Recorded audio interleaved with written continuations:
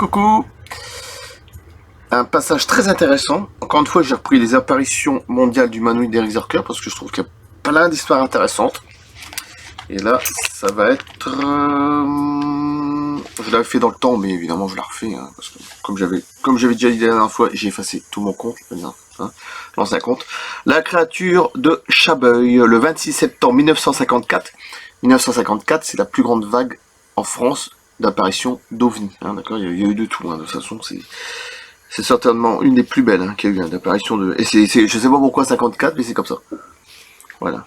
Après, il y a eu en Belgique, tout ça, bon bref. En France aussi, les années 90, 91, 89, Belgique, je sais plus, bref. C'est comme ça, c'est par période. Voilà. Les apparitions mondiales du humanoïde d'Eric Zerker. Un passage très intéressant.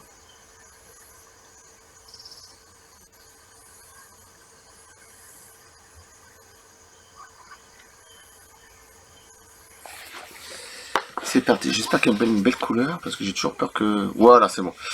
Alors, la créature de Chabeuil. 26 septembre 1954, Chabeuil, Drôme, hein, en France évidemment. 14h30, un témoin, femme, plus trace adjacente, un certain plus trace, hein, un truc comme ça dans le genre là. Oui, alors quand vous allez voir la gueule du truc, le témoin était occupé à ramasser des murs dans un chemin creux, sur un petit plateau en forme de trapèze dont deux côtés surplombés le cimetière où elle s'était rendue un peu avant pour fleurir le caveau familial. Elle appela sa chienne un cocker noir qui vadrouillait à proximité. Mais quand la chienne arriva, elle parut pétrifiée et commença à hurler à la mort ainsi que tous les chiens du voisinage. Ça commence très fort. En levant la tête, elle vit sortir des épis de maïs à seulement 2,50 m d'elle, un petit être de 1,10 m de haut, 1,10 m, qui semblait enveloppé dans un scaphandre transparent des pieds à la tête. Faut pas oublier qu'il fait 1,10 m. Et un ils vont dire, oui, c'est des enfants, oui, bien sûr. Des conneries comme ça, c'est des cirques. Il y a toujours des gens, vous savez, pour trouver des conneries, hein, bref. Cette entité portait un casque en forme de cloche, mais son visage n'était pas visible à cause de la visière qui était comme brouillée. Le témoin eut néanmoins l'impression de voir des yeux qui la fixaient. Ses bras n'étaient pas apparents. J'ai hurlé, je me suis caché dans la haie, terrorisé. Bah tu m'étonnes. Le témoin eut le temps de voir l'être approcher d'elle, en sautillant et en se dandinant, mais il ne rejoignit finalement pas. Quelques minutes plus tard, du champ qui se trouvait derrière le carré de maïs, s'éleva lentement et à l'horizontale un engin ressemblant à une grosse toupie mécanique d'enfant.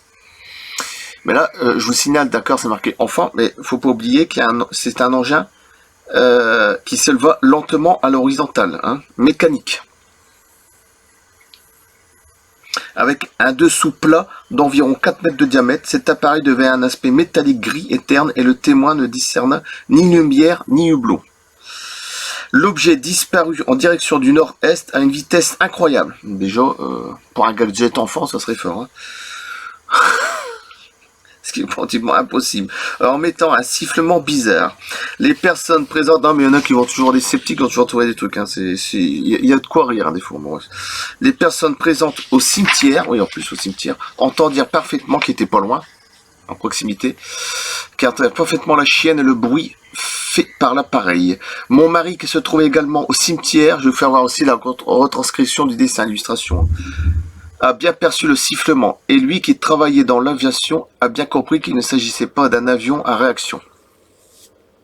Ça tombe bien, son mari, il travaillait dans l'aviation. Donc déjà, les agriculteurs se rendirent sur le lieu et au vu de l'état de Madame Leboeuf, ils comprirent que quelque chose d'extraordinaire venait de se produire.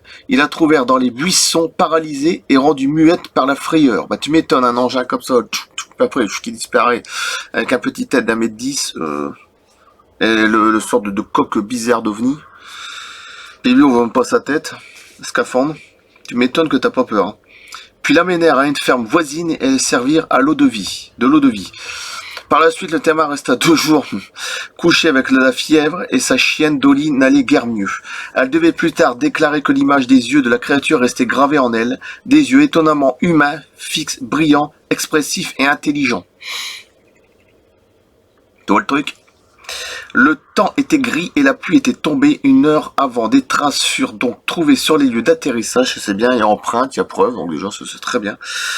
7 pieds de maïs étaient couchés dans une forme circulaire et un trou de 15 cm fut repéré près de la périphérie de ce cercle. Une branche de robinier de 8 cm était cassée sous l'action d'une force exercée de bas en haut et de nombreux abrisseaux étaient cassés ou pliés. Certaines personnes auraient même repéré des empreintes de pas comme celles d'un gros chien mais avec un talon étroit. Il y a même un peu de poésie des fois dans ces mots.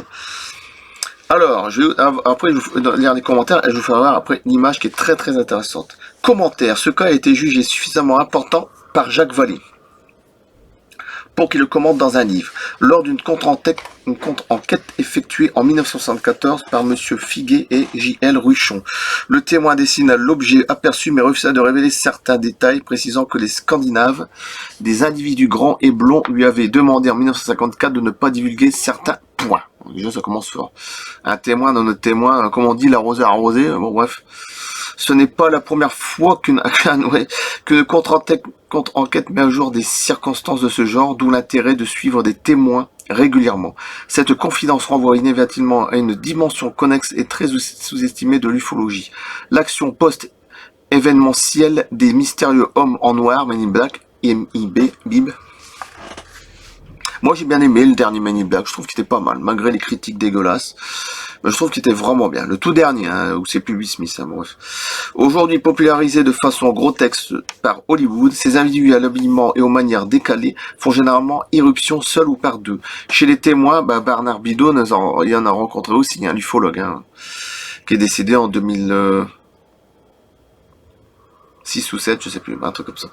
Chez les témoins, peu de temps après l'observation, ils font pression pour qu'ils se taisent ou omettent certains aspects du témoignage. Ils tentent également de récupérer les éléments de preuve matérielle quand il y en a. Ces individus se présentent comme des agents de l'État, ce qu'ils ne sont nullement.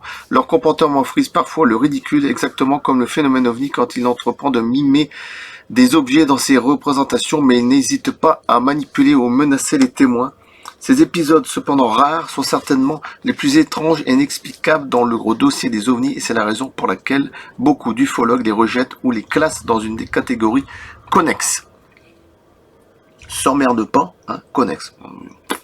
Le cas de Chabeuil reste un des meilleurs témoignages de la vague de 1954. En plus, j'ai bien choisi. Ouais, franchement, je fais le coup là. C'est un des meilleurs. Reste un des meilleurs. Bon, ça veut pas dire que c'est le meilleur, mais bon. Par la découverte des témoins adjacents ayant vu l'engin en vol, oui. Figuet, Ruchon. Et par les traces laissées au sol, n'oublions pas. Certains ont parlé d'un cas précurseur des crop circles à cause de l'aspect du maïs écrasé. J'ai pensé à un moment. Ça m'a fait titre. C'est vrai, je me souvenais plus de ça, mais j'y repensé après. L'aspect du maïs écrasé de manière rayonnante sur une circonférence de 3 mètres de diamètre, c'est vrai. Ça fait penser un peu au crop circle. Il existe une photo des traces réalisées par un journaliste, mais elle n'est pas de bonne qualité. On la trouva dans le dossier des RR3 françaises de Julien Gonzalez, que j'ai aussi le livre, mais je vais pas commencer à dépouiller tous mes livres. C'est très... Ah bah tiens, peut-être un jour je ferai des vidéos sur ça aussi, c'est très intéressant aussi. Tiens, clic. Ça me fait un... Ouais. Ainsi que sur le site de l'ufologue P. Gros, les ovnis vus de près. Voilà, et je vais vous faire voir ce qu'elle a vu. C'est de chère Madame Leboeuf, c'est bien ça. Voilà, 1954. Je vais le laisser longtemps, si vous voulez bien. Déjà, en gros plan, je vais pas trop non plus mettre trop près. Ça sert à rien. Je vais la mettre sur pause. Le 26 septembre 1954. Bon, là, c'est madame, d'accord. Voilà. Je crois que c'est surtout ça.